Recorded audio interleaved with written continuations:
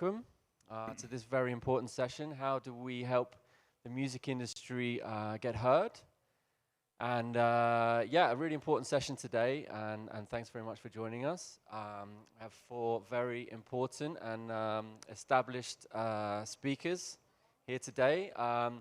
First of all, we have Faisal Al-Gain from the Music Commission, which is the government entity essentially charged with building the ecosystem and the music industry. We have Sergi Leshchenko, who is from the Ukrainian government, an advisor. We have Josephine Retou, who's a DJ and promoter. And we have Mirik Milan from a company called VibeLab, which is a consultancy on sort of helping governments and entities around the nighttime economy. And he also used to be the nighttime mayor of Amsterdam. So yeah, I think the theme about today is, how do we get the music industry heard? And I think each person here has a very different view on how we do that. There are a lot of different elements within the ecosystem that will ultimately allow artists and musicians, allow venues to operate around licensing, around policy changes that will, allow a sustainable and successful nighttime economy. So yeah, I'd just like to hand over to each person individually to give a bit more of a detailed introduction of themselves and their work, and then we can start the conversation. So maybe over to Faisal to open. All right. Well, thank you, Lawrence.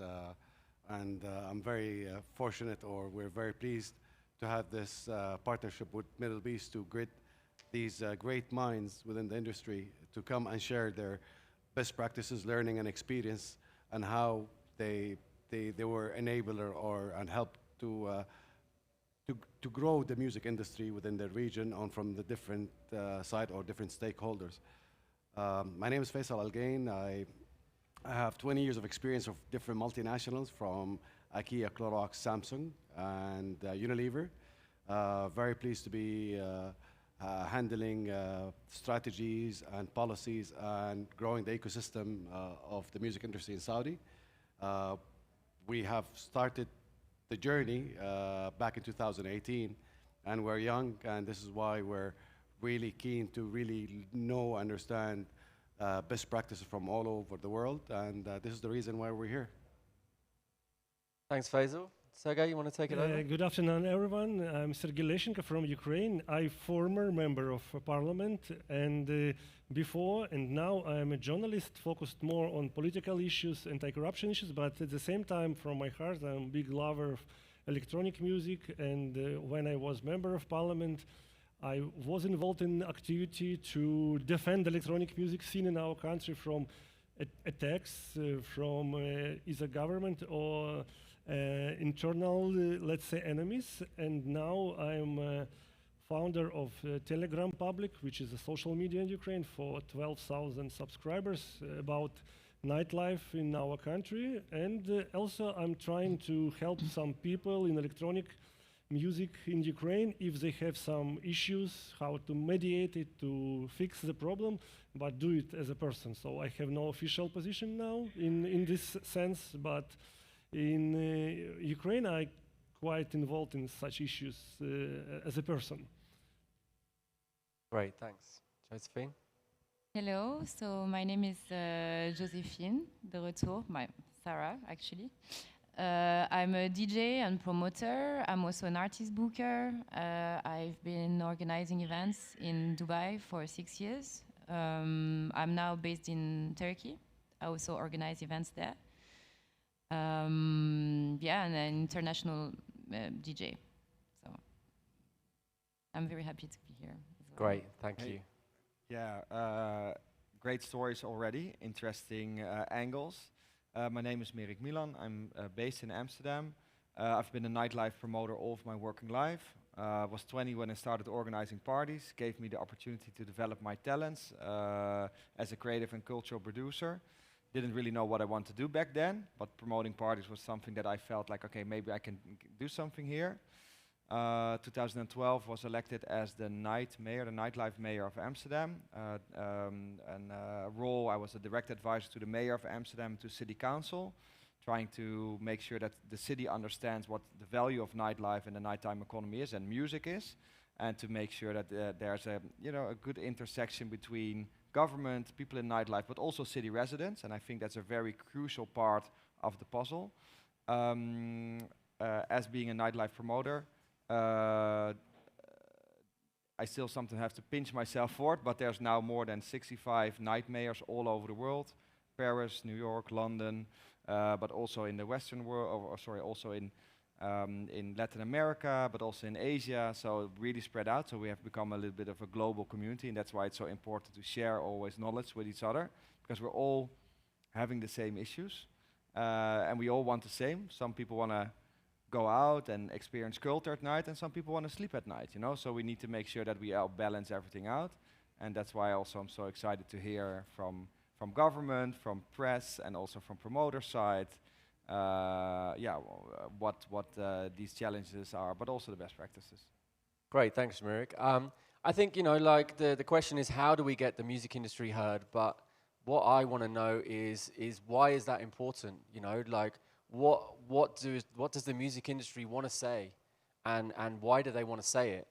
What challenges does the music industry face, and why do they want to, why do they need access to government departments, to policymakers? Like, what are the challenges that the music industry and perhaps the nighttime economy, what do they face currently? Yeah, if you would allow me to jump in. So what I really think is that cities benefit from having a vibrant nightlife from social, cultural, and economic perspective. So social, people getting together, social interaction, etc. Cultural part, of course, music being produced, events being organized, all that stuff, music, fashion, design, but also economic perspective. Events are such a big driver for our urban economy. And when that all aligns, that really drives the urban economy, and that's also with the 2030 vision, of course, for Saudi. I think, investing in grassroots and independent culture will have huge impact on this economy in the future. Great. Sarah, you said you're a DJ and a promoter. Why don't you tell us a little bit about some of the cities where you perform in and where you promote, and maybe some of the challenges that you face or have faced in the past, and how government might have been able to help you or did actually help you in being able to run your business or to be able to perform in a more safe way, I suppose. So I've been performing in Europe, but I was living in Dubai, for many years actually. And I would say that for me, as a woman DJ, like the biggest challenge was for me to actually exist as a DJ in an industry where that is dominated by guys. So, I mean, it was a challenge. It was, I would say, the biggest challenge. Actually, for example, in cities like Berlin, you have this culture, like they are pushing women DJs. You even have quotas now, actually. It's true. Whereas in Dubai, of course, we are not there. I was lucky because I was a resident DJ in my own events. So, I mean, this is how I made my way. But I would say that for me, that was the biggest challenge, yes. Okay, great. And what about when you were kind of, you were doing your own parties, perhaps you were looking for venues, or you were trying to promote your events, maybe you had to find different channels and different ways to connect with different audiences. Like in the different cities that you activated in or were working in, did you find that different cities, it was easier in some cities and more different in others, or? I mean, it's also different. It's always the same. Like, for example, if you play in Berlin, you play mostly in clubs, and those clubs are really part of the culture. There is a clubbing culture there that is like super important. Whereas in Dubai, it's mostly events. I mean, in Dubai, you need to organize events in venues that are part of hotels because the hotels have the alcohol licenses. So it's a different system, I would say. Okay, great, Yes. thanks. And Sergei, I think tell us a little bit about the Ukraine in terms of the party scene, in terms of whether it's, you know, is it in hotels and licensed venues, or is it more underground, and maybe why that is the case? First of all, I would like to join the Mirik answer. Nightlife is also human rights issue, and in Ukraine we see the boom of nightlife and electronic music life after the changes of government, what happened in 2014, and it was a big push forward for the nightlife in Ukraine. Now it's more or less like self-organized. As a post-Soviet country, Ukraine was in past the Soviet world, and we have a lot of bureaucracy in some areas, but some areas which started to live their own life after independence, there is almost no regulation. So to have parties in Ukraine, you just need to have a license for alcohol if you want to sell alcohol. If you don't want, you have just company which can arrange the party and to rent some warehouse or some concert hall, or to have a club life. And as a club, you also need license for alcohol. If you don't sell alcohol, you don't need license for nightlife. In general, Ukraine, I believe, one of the good role model in this post-COVID world, because almost the whole Western Europe was closed during last summer, and partly now, as I know, Berlin is going to be closed very soon, and Amsterdam as well. You have to have a party with no dance. Yeah. In Berlin or in Amsterdam. Yeah, in Berlin, it's Yes. at the moment it's forbidden to dance. You can have a party, but you cannot dance, and you have to finish about 5 p.m. Yes. Must be a really boring party, huh? Yeah, it's reality. In Ukraine, we have no restrictions like this, but what we have, you have to go through fast test, and if you are fine, it's negative test, you can go and have a proper party. A year ago, when the test system was not so good organized, it was party with no test, but with a face mask, and party owner or club owner had very strict rules, so you cannot leave mask here, but you have to keep it on your face. And if you move it, you can be asked to leave the club. But if you stay in the club, you have to stay in the mask. And you know, it creates opportunity for nightlife in Ukraine to survive during this very difficult time, because since Ukraine has not so much public money for artists to help them, as it happened in Western European countries like in Berlin or in Amsterdam, when government pays some donations for DJs, Ukrainian government could not do this, and they let clubs life exist. And you know what happened after this? We had EasyJet and Ryanair, so low-cost airlines full of ravers and party-goers from Berlin, Amsterdam, Spain. So during this summer in Kiev, it was a hotspot for clubbers, because somehow we maneuvered between COVID and healthcare system, and we had a good result. So clubs are very booming in Ukraine. No real big drama with COVID. At the same time, we have some dynamic, but it's more or less like in other European cities. But these cities had very strict rules, we had flexible rules, and we have the same dynamic. That is why I think Ukrainian experience can be learned in this sense as well. Great, great. And Faisal, I just wanted to hear a little bit more about, you know, we've heard sort of stories from the ground, you know, Yes. whether it is Berlin or Amsterdam or the Ukraine, and in Saudi Arabia, we've got a completely blank canvas, really, right? Yes. You know, alcohol is currently not part of the nighttime economy. There are, as far as we're aware, not very many music venues, not very many opportunities for artists and performers to perform at the moment. Yes. So what is the Music Commission doing to sort of find out what the people need, what artists need, what venue owners need to be able to provide the infrastructure to allow these nighttime economies to exist? Okay, well, it's all start to add to Merik's point. It starts from our 2030 vision. You know, we want to ensure that we have, a vibrant, society. We want to increase education in terms of to pass on and celebrate our heritage and understanding the importance of music. And it's something that goes way back in our culture. And from that sense, we looked at and benchmarked many countries, around 20 countries around the world, and we kind of found the proven solution or something that we felt is relevant to us. And out of it, we came with 5 pillars that we felt that this is the prerequisite to ensure that we are supporting the ecosystem, supporting the local talent, and creating a unique positioning for us on how to celebrate music, because we understand and we respect our neighbors and how they're celebrating in their own ways, whether it's the culture and the food and so on. And in the same time, this is also how we're proud as well of that we also have our unique way of wanting to invite people to really experience it.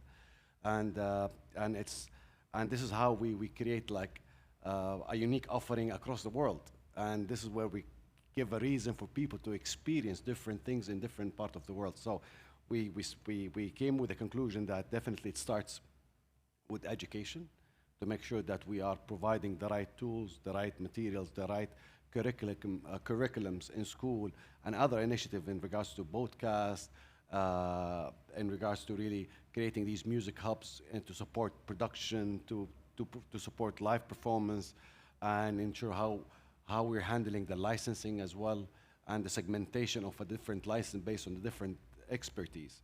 And from there, how we really market it and how we create awareness about it. And the good thing that it's not only us working alone, there's other divisions within the government, for instance, that the General Authority of Entertainment and also the National Event Center, we kind of tie up our calendars together to see, giving a reason for people to celebrate and to come and enjoy great moments with friends and visitors, tourists from all over the world.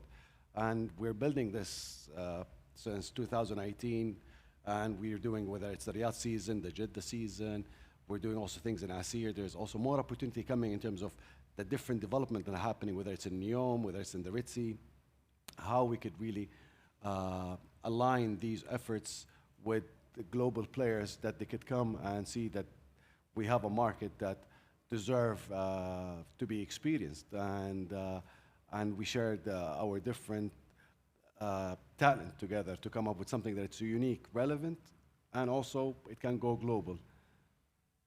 Great. Mirik, I wanted to ask you a question about, having been the nighttime mayor of Amsterdam and essentially being that person between the government entities, so the music commissions of this world, and the promoters and the DJs and the clubbers, people that really enjoy going out and being entertained, and also the business side, the commercial side of the nighttime economy.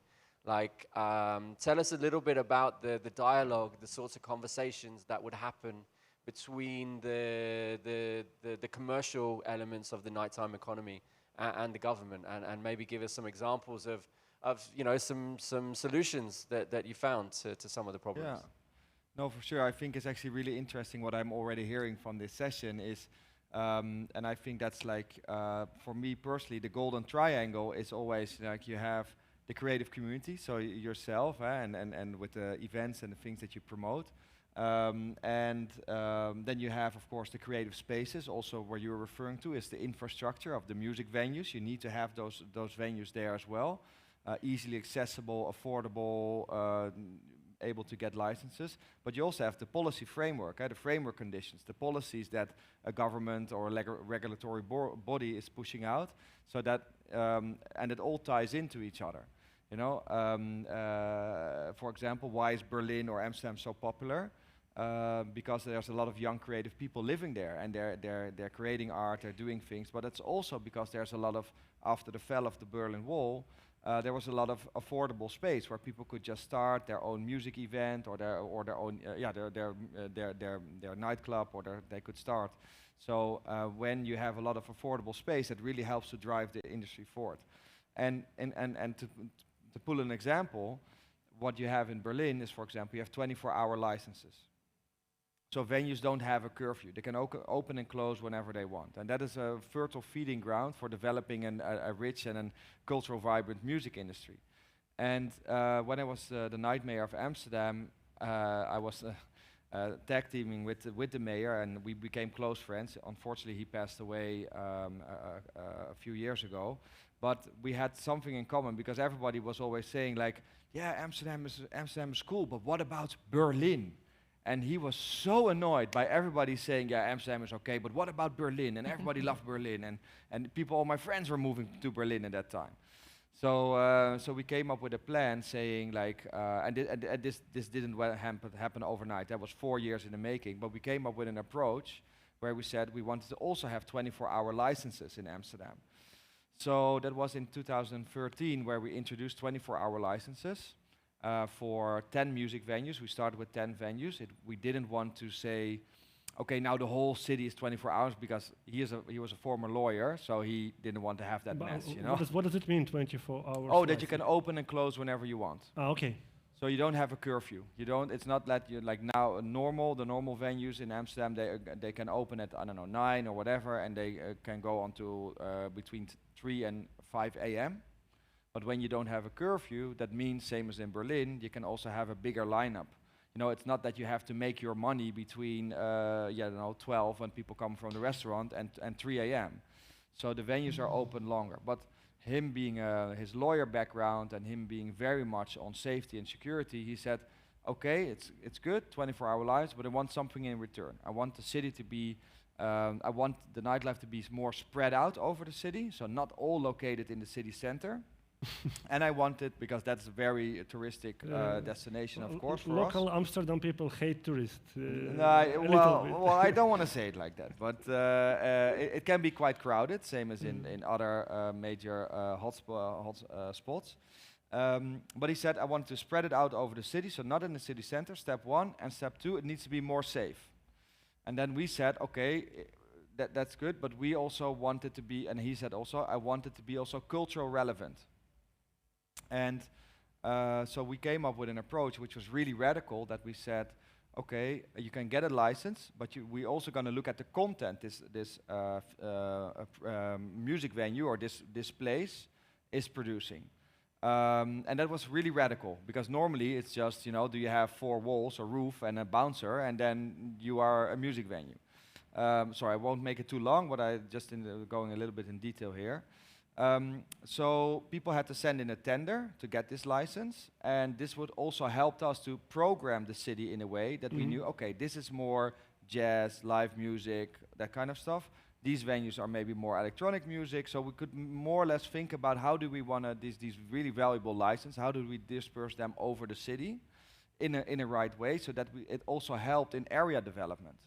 Because all these music venues, they are multidisciplinary, so they have a bar, gallery, co-working space, some of them even have a 24-hour gym, so really 24-hour little hubs, and they really help to develop also these areas of the city which more in the outskirts. Because the city center in Amsterdam, it's done, it's great, you know, well, it's not never done, but as you understand what I mean. How expensive was this license? 0. It's like 1,500 euros to, it's like, yeah, there's some cost, but every license 1,500, like 1,500. Nothing. It's not an investment. You don't have to pay for it. Okay. You just get it if your content is right. And what is interesting about this for us is what you see in cities across the world, and we have consulted more than 50 of them. You see when people leave, they all leave at the same time. So maybe in Dubai, now what the closing time? What is the curfew in Dubai at the moment? 3. So all the people probably leave 5 minutes to 3. Everyone outside. Oh, well, Dubai is maybe so big that you don't have, but in Amsterdam, no, it's like that. Yeah, so everybody goes out and they all spill out into the streets all at the same time.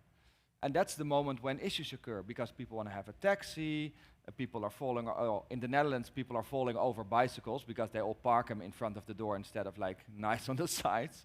So that is when the issues occur. There's too many people out on the street all at the same time. And if you have if the curfew is like longer, people will just go away and go home in their own time. So it's safer, but also more culturally relevant, and that's what I want to say. Faisal, I would like to ask you a question. You know, I understand that the Music Commission are obviously developing their licensing initiatives, and this isn't just for DJs to perform, you know, as an artist to have a license, and it isn't just about events to happen, so event licenses. I'm guessing that also to start a venue, Absolutely. whether it's a music venue or a coffee shop or somewhere where you're going to play, you know, any type of music. I'm sure that there are the licensing initiatives that will allow that to happen. Do you think that there'll be a license for a 24-hour venue in Riyadh anytime soon? It is, to us, it's not about the time. It's about how people would like to really enjoy their moment throughout the day. So from our side, we understand that there's a lot of opportunities for these live performances to happen, whether it's in restaurants, whether it's in coffee shops, whether it's in hotels, whether it is in cruises, as we all know right now. We started sailing from the Red Sea. We want to ensure that we do have utilized the technology to give them a seamless experience, to ensure that also we are segmenting in terms of what needs to be played where, and understanding that we're creating destinations for this.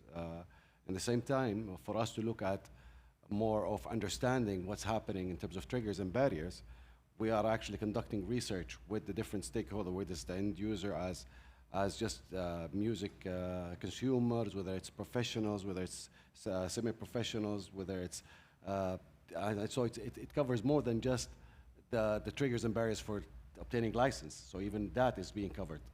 And definitely based on the outcome of it, we will do our tactics and our strategies to make sure that we are providing solutions for the many people and for the many industries and that are part of this music ecosystem.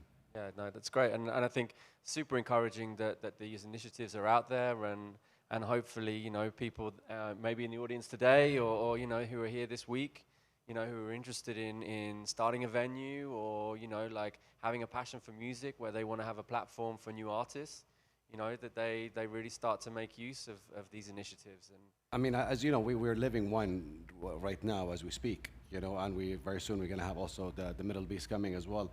And this is something that we are learning from it. We're understanding exactly what can be enhanced, and this is where we could see opportunities where we could do different initiatives that goes across the year.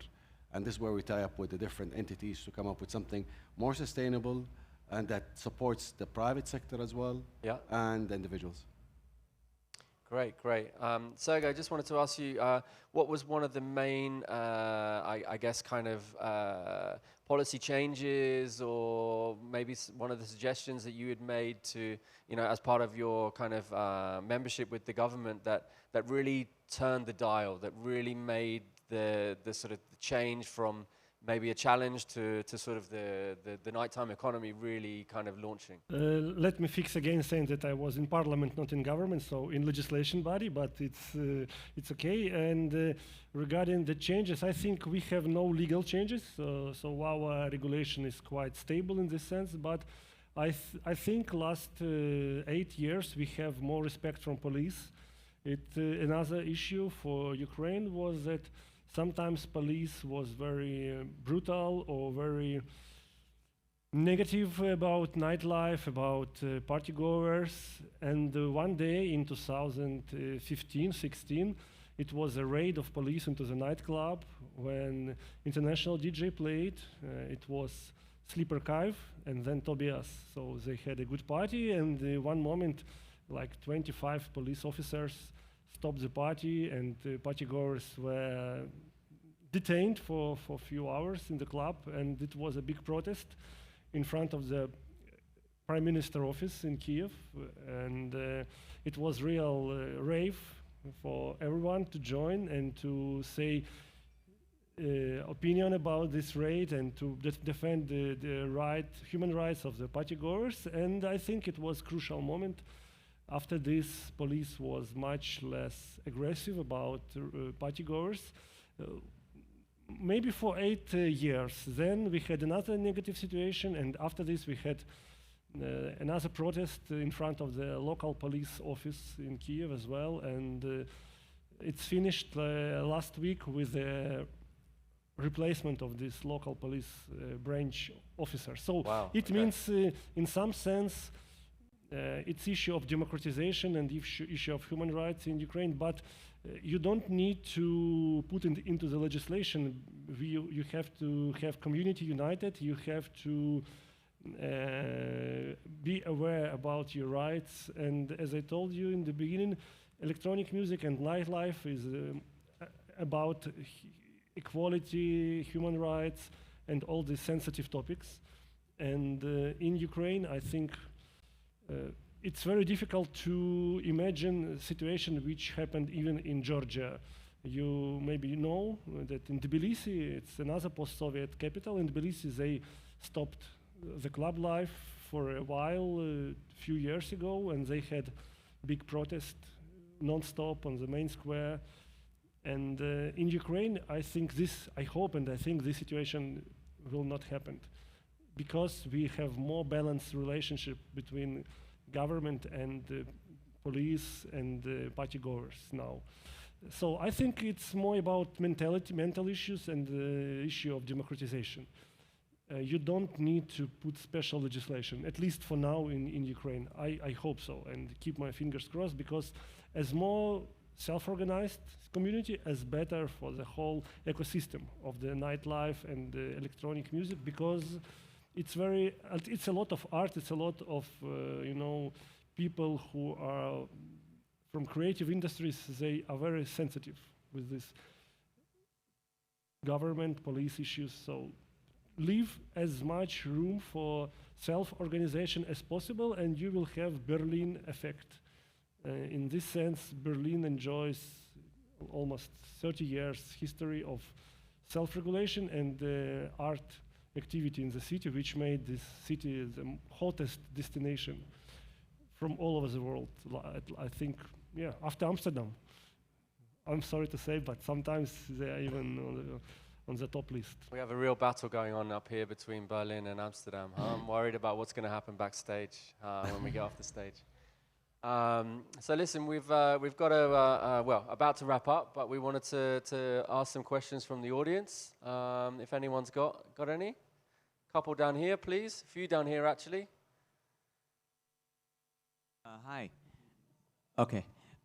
So there's special zones like Ibiza.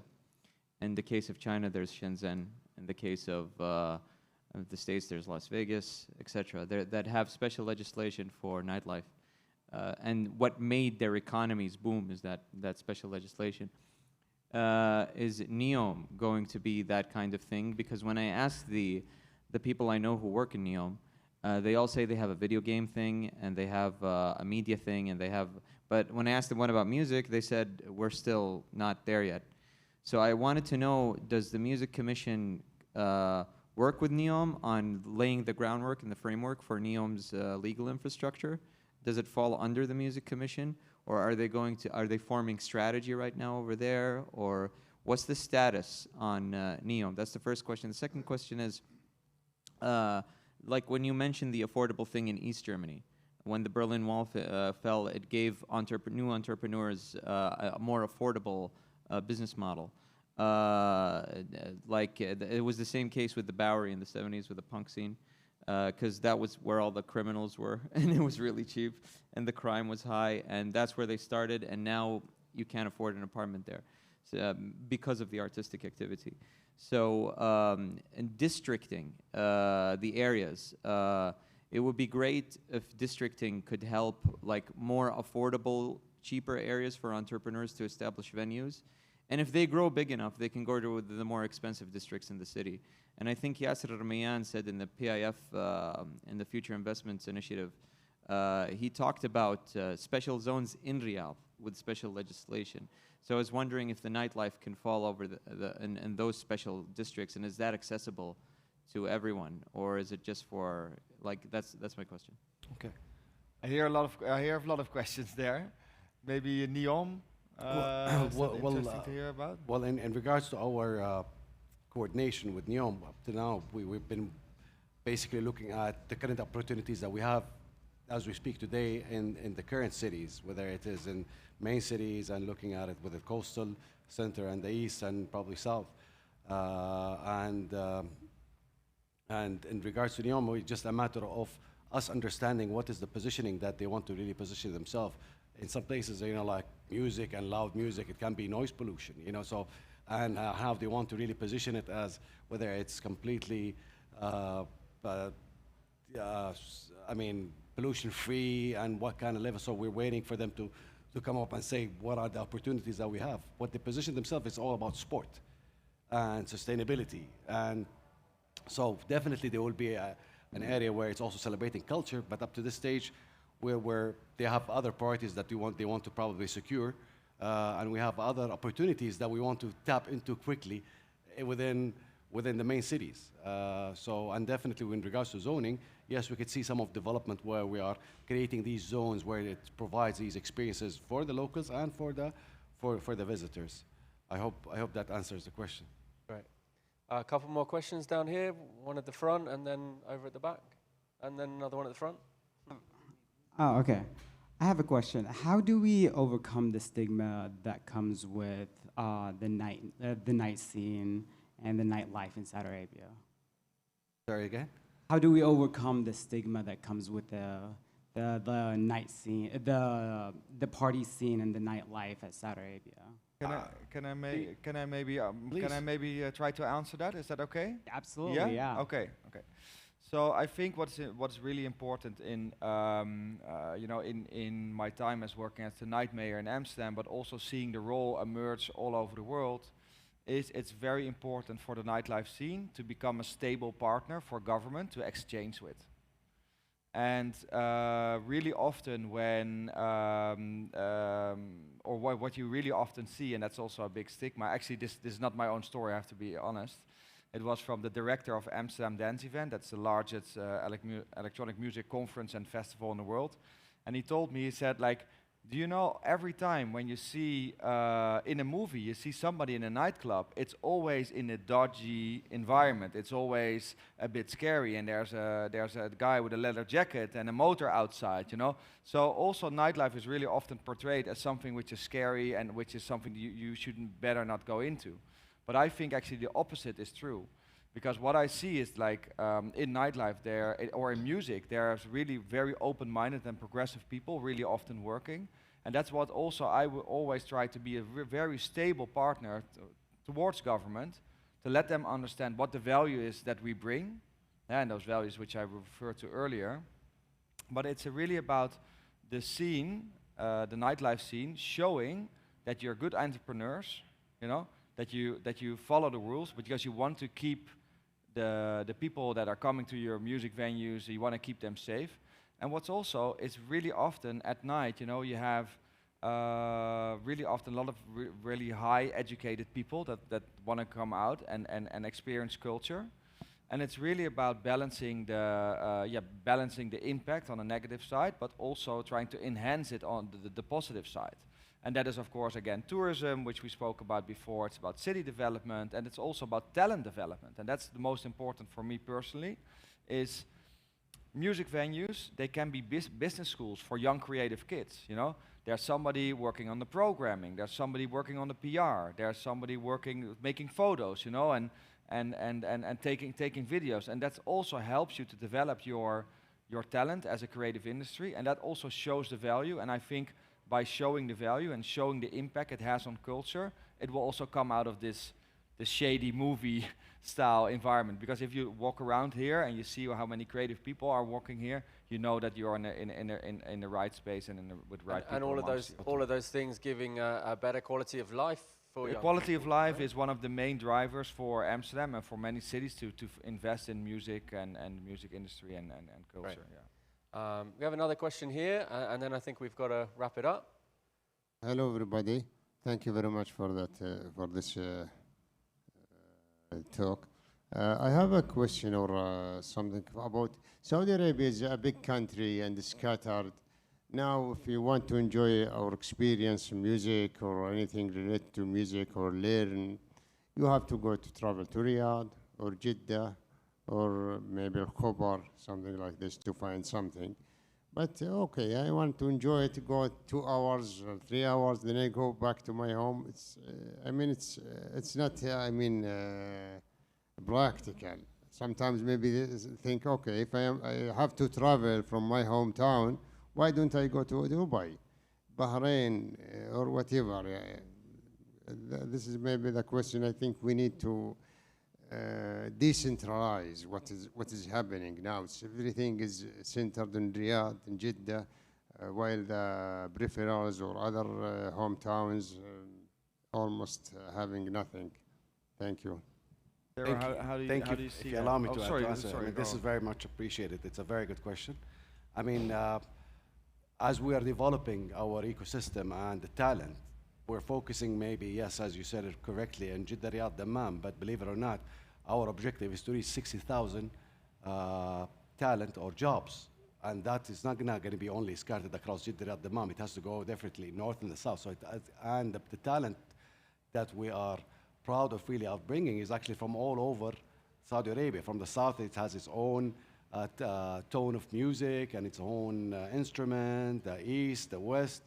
So this is where actually, maybe as you said it, yes, now everything is really looking at Jeddah, Riyadh, Dammam because of the infrastructure. But as we go on, if you look at all our cities, is actually there is a relaunch of every city and new zones that is happening to attract visitors, whether it's in the south and in the north. But very soon you will see a lot of events happening, and we will be putting these in our calendar to make sure that the music reaches to the many people that we have across Saudi Arabia. Great. Wonderful. I saw here one question, and I see also in. Yeah, we got 2 questions. If we're really quick, then yeah, let's do that. I think he kind of asked the same question, but I just wanted to direct this at Faisal. I come from Dubai, and I started the small events industry in 2013. I would say we were one of the first players there. So when I started these events, we basically had no infrastructure. There was no government interference or policies. So in that time, we created a really nice platform for the community to grow. From that community, we had all the budding entrepreneurs from Dubai that you see today, all the apps that you see, crossing the world now, all the seed funding and the projects that are becoming internationally known as homegrown companies. And they were nurtured in my parties, in my colleagues' parties. Some of them are here today. Josephine is one of them. So I wanted you not to forget, when you're doing this great progression for Saudi Arabia, the small events, the small communities are really nurturing for the music scene. And this is what really impacts society. So it creates friendships, it creates relationships, careers, ideas for projects and entrepreneurs to blossom. So I just want you to keep that in your planning. Yeah. I mean, definitely. Right. Thank you for this point. And we had a discussion in the previous session how important this is and how it will encourage people to really go and start in these small venues, and really they could grow up as they go on. And the best way is for us to help, whether it's the venues or the start is to digital platform that could help them do bookings, and from them you will see the rating of these artists, and the venues will be able to really slot DJs, different segment, musicians, and so on, or bands and all that. It will help them. Again, it's us, our role is we're an enabler. We want to create that the music is accessible, whether it's from the actual art, the singers, or the actual instrument, or the technology. So definitely we have those in mind. Thank you. Great. We've got one last question here, and then, yeah, we need to wrap this up. Compelling conversations. Can't stop them. Thank you so much. Actually, I have a question for all of you, especially for Sergi from Ukraine. We see Facebook changing its name to Meta, and the metaverse and everything. And obviously, Ukraine is the best right now in the technology of blockchain and metaverse. The best developers are in Ukraine right now. So I have a question right now, adding to our colleague or friend in there. I see Saudi right now is the future or the next Hollywood or Bollywood in this region, for example. And if we're talking about music or events in general, Facebook taking a very radical step of changing the name to Meta. The metaverse is coming. You know what I mean? It's an experience. It's an experience. People will go out there, experience this thing. It's like the music when It's got popular. It got popular on social media and these digital apps like Spotify, Angami, and all of these. So the metaverse is something is very radical, coming very soon, where you can let the whole world experience the heritage music, let's say, of Saudi Arabia, or the music that of those rappers, where you can design the metaverse and, you know what I mean, of those people, you know what I mean, singing in, let's say, the desert, for example, and this experience in the desert and the activities along the songs and the venue, like the digital venue, let's say, in the metaverse, like in the desert, let's say, or Neum, or the Red Sea coming, you know what I mean? So it's very important thing to look to the metaverse and how we can build something on that, you know what I mean, and spend, and Amsterdam as well in this, you know what I mean? So for me, I'm building an application on the metaverse as well. We're partnered with very big companies on metaverse and blockchain, and I think I'm gonna come to Sergi to ask for developers and project managers soon, help for that. But metaverse is a very big thing for like artists, for musicians, for everyone, you know what I mean? It's a whole new experience. Maybe you guys can have a chat backstage. Yes, I think so. Listen, I just wanted to say thanks for everyone for joining us, and thanks to each of our speakers. If you'd like to give them a round of applause. Thank you. Great, thanks very much, everyone. Thank you, everyone. Thanks.